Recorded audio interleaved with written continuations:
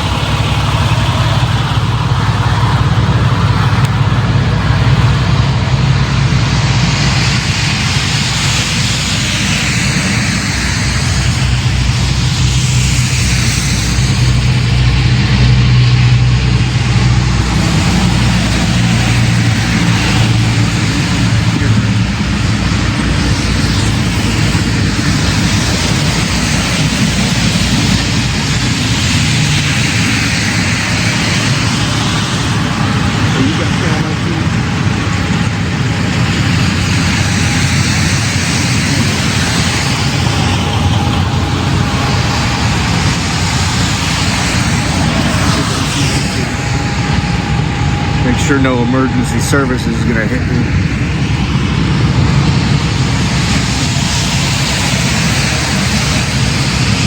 For a moment, the opposite lane, or the opposite side, was going really slow.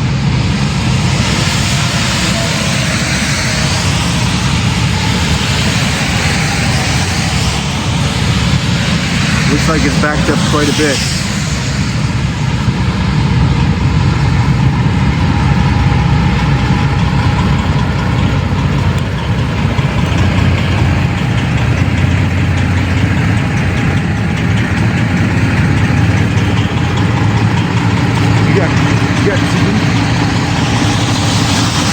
You got channel 19? Yeah. What are they saying? Is it a wreck or is it? No, they're just waiting on snowplows. Waiting on snowplows because it's too dangerous? Cool, man. All right, thank you.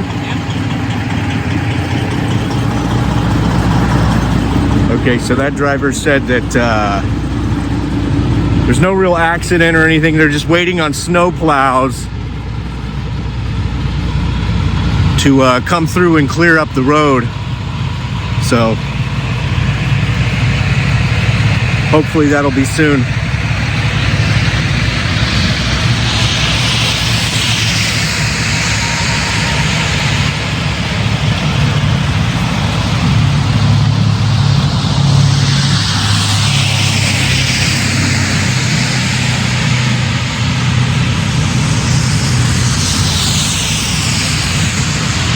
So we're gonna go back to the truck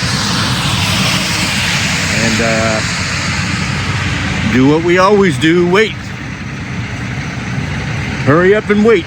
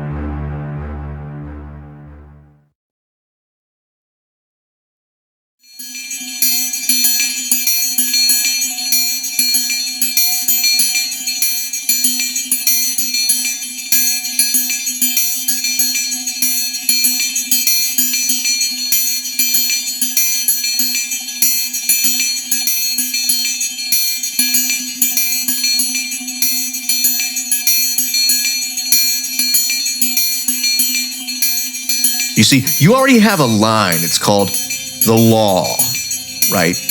But see, the law is not good enough for them.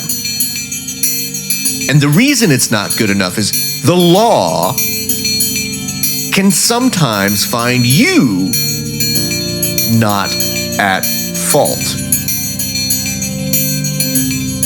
And so then they can't pin responsibility onto you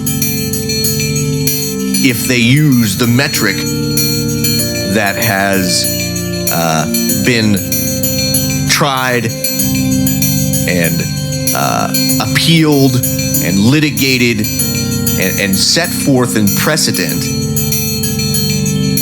over the course of decades and decades and decades. They can't use that against you in every circumstance. But see, preventability, that's not the same thing as fault. It's not. And the distinction is important because the distinction is with the law, it's an arbitrary line. That line is solid. It's either legal or it's illegal. Now, preventability, though,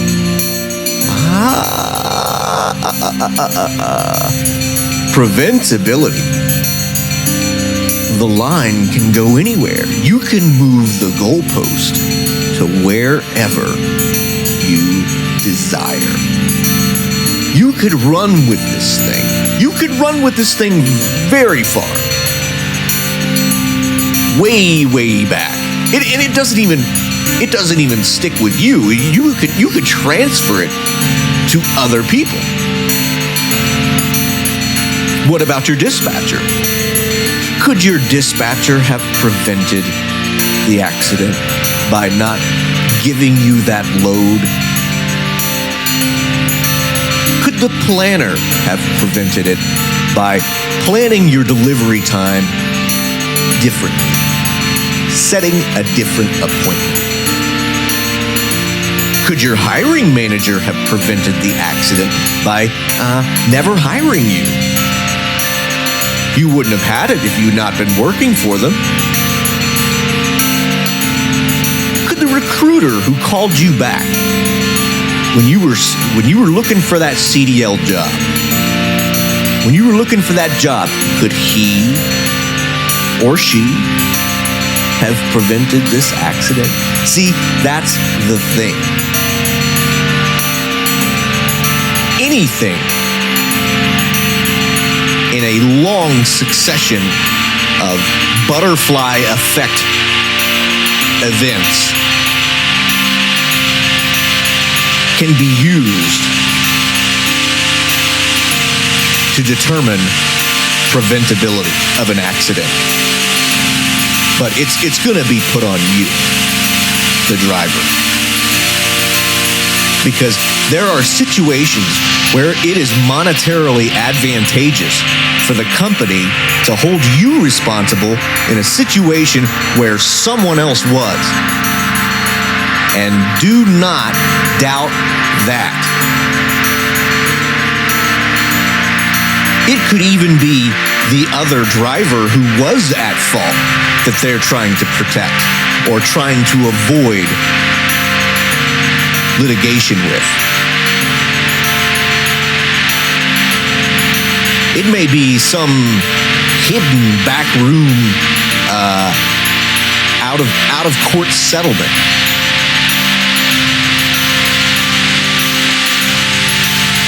That involves pinning the responsibility on you so that they can say they took action.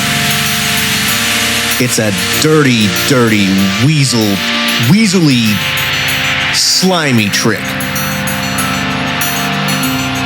The preventability, dare I say, it's unconstitutional. It affects your job. It affects your ability to provide for you your family. It affects your pursuit of happiness, your ability to continue your career. It can kill your career. And it's got to stop.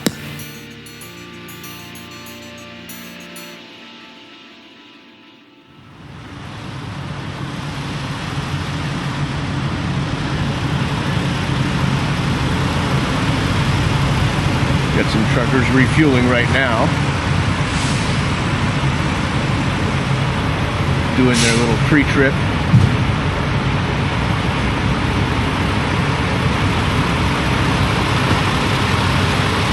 How y'all doing? The etiquette here is you're supposed to refuel, then pull forward. But a lot of times you have drivers that will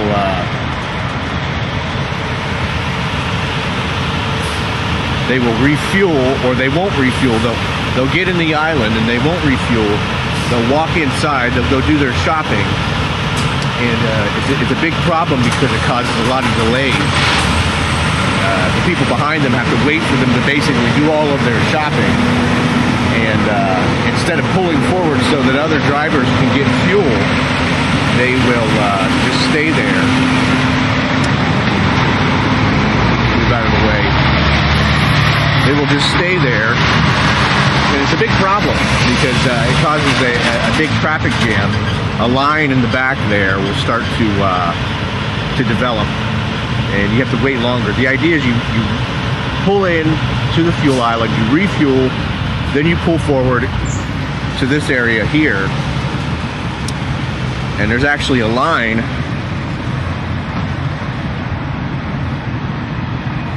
You're supposed to pull forward to this yellow line. Let me show you the yellow line.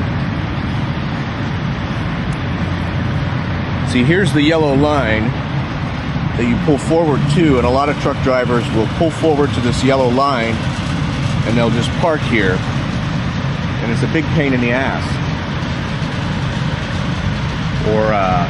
Or like they'll pull into the fuel island,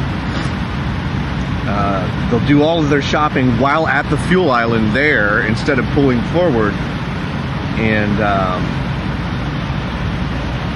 then once they get their fuel, once they get all their shopping done, then they'll come back out and refuel, making the people behind them wait, and then they'll pull forward, and it's all just to kind of delay things and essentially take the 30-minute break.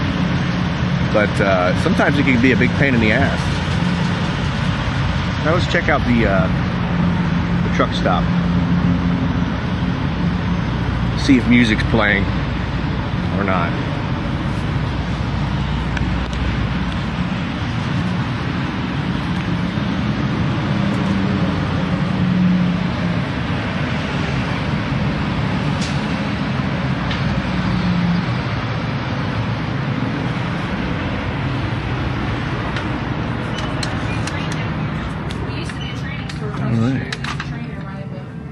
It's going to ask if you want to wrap it for veterans, if you don't care to click that for me. She just left. I am a veteran. Why round it up? Well, this is for Generally, we have hot food available here.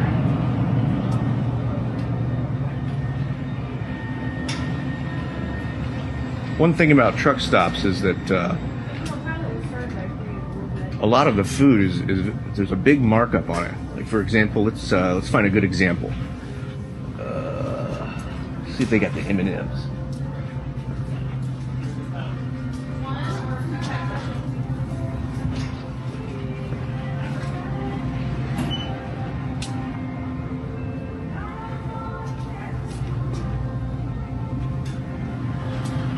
Do a quick price check. Aha. Here we go. So not too bad. This is what I saw at Walmart in North Carolina. $16.99 for a big bag of M&Ms. Used to be you could go to Walmart and get those for like $8.99, $9.99. Anyway, here's the coffee machine and everything. You fill up your big gulp right here.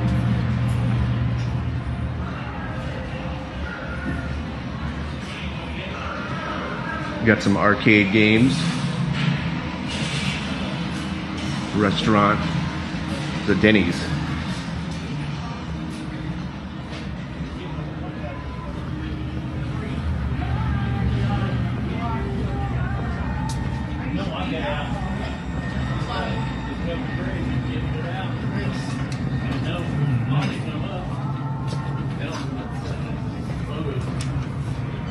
Check out the driver's lounge. Because that dark spot ain't that far. Yeah. We got a couple of massage chairs. We got our driver's lounge right here. All our drivers relaxing. How's it going, gentlemen? Back here we have our laundry room. Gentleman doing his laundry. And here at the laundry machines, you can actually use there's an app you can use. You just scan and correlate to the number of the units that you want to use, or you can pay the old-fashioned way, pay cash.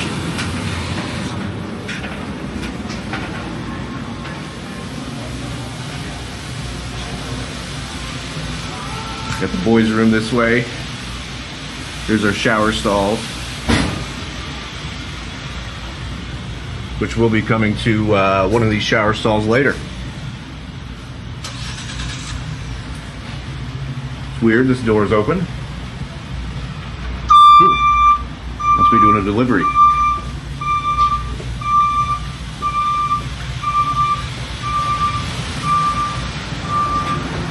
That's pretty much it. I don't think there's much else to see in the truck stop. Oh, OnlyFans. OnlyFans? Yeah. No, I'm just kidding. I'm gonna do a YouTube series. It's not up yet though, so yeah, for new truck drivers. What's that? You a truck driver? Yeah. Sure am. Okay. Yeah, cool. All right, take it easy.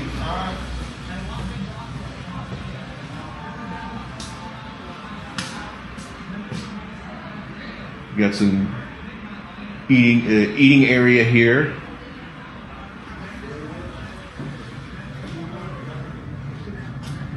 And typically they always have their own in-house brand of stuff you can buy. Here at Pilot it's called Road Pro. I do not recommend buying Road Pro stuff. Unfortunately, this is all crap.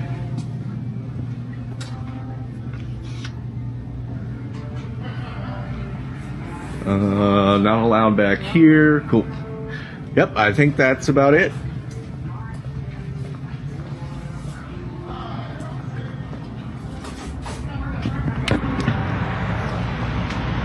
Alright, and then our fuel islands for our regular folks out here.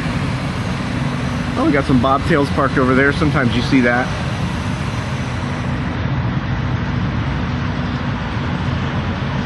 Alright. Good and dark out here now.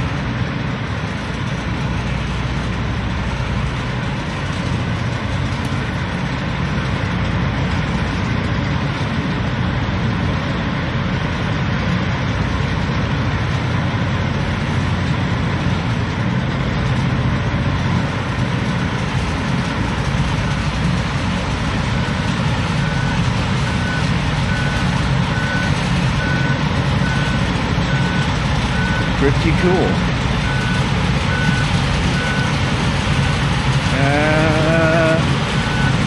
What else is there to see out here? A couple of guys probably backing in for the evening. Not much. Well, let's return to the truck. And yeah, that concludes our tour of the Flying J here at Evansville. It's very similar to most truck stops. They're all kind of laid out in the same way, especially the Pilot and Flying J's. Now, Flying J is essentially Pilot. It's the same thing, and vice versa. So generally, you're always going to have that layout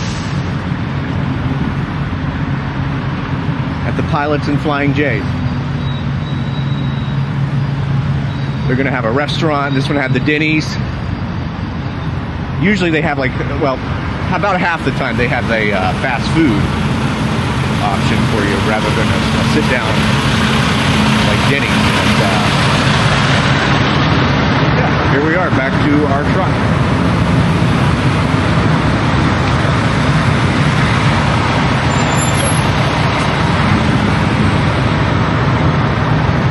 Cool. All right. Gonna tuck in for a few more hours, hopefully. Get some more Z's, and catch you then.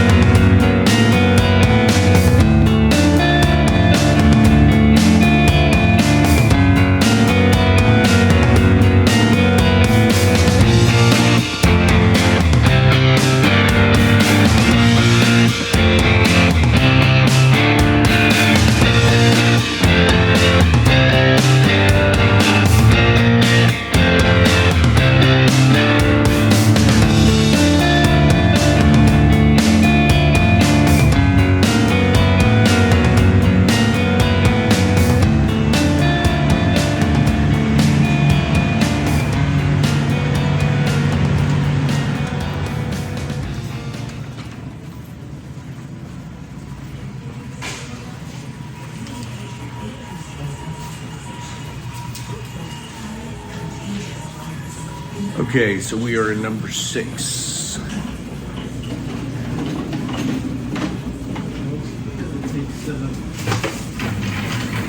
Excuse me, gentlemen.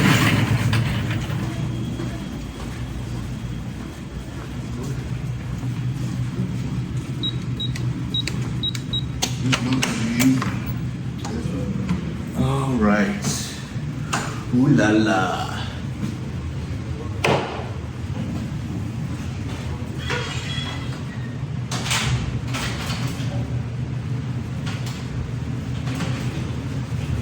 Here we are in the shower.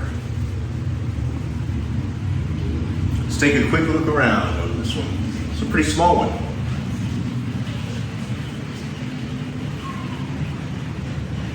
Generally, you want a bigger one because the more room you have to get your layered things out, the faster it is. It's just a little bit better, but we'll make do with this one.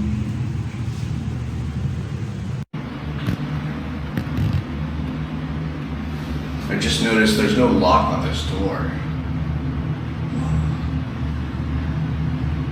Normally there's a lock, like a deadbolt. On this one, we'll see.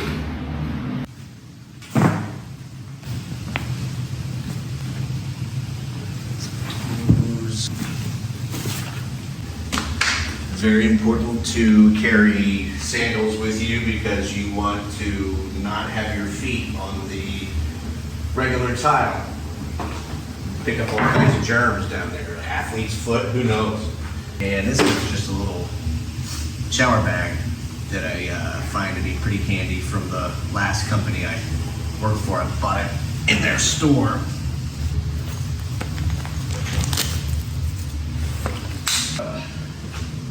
This is hanging up on the door. So yeah, it's got this convenient hook. And yeah, got all my shower stuff in here. Maybe get a little bit out of that.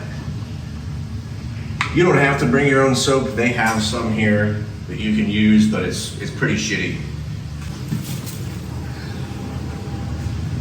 A couple of things that you might not think about. I keep cuticle scissors. My cuticles become a problem, especially during the drier months. In the winter season. And of course, some of your other things. Tweezers, really important. And then nail cutters. Just your basic stuff. Keep my loofah and my back scrubber in a little doggy bag. Prevent it from getting all my other stuff wet. Check this out.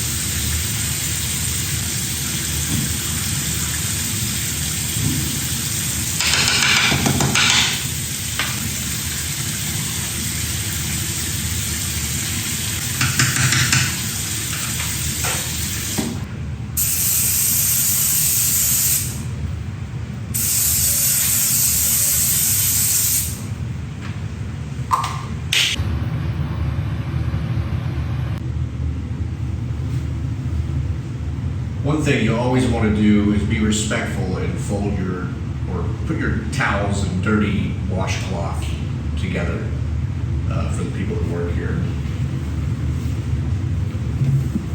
And I do it like this. Put the floor mat here inside the towel. Put the washcloth right there. And I kind of just simply tie it off a little bit there. So they can just easily grab it and throw it into the washer without touching it. Apples and Pete and Jimmy Holland Hogs.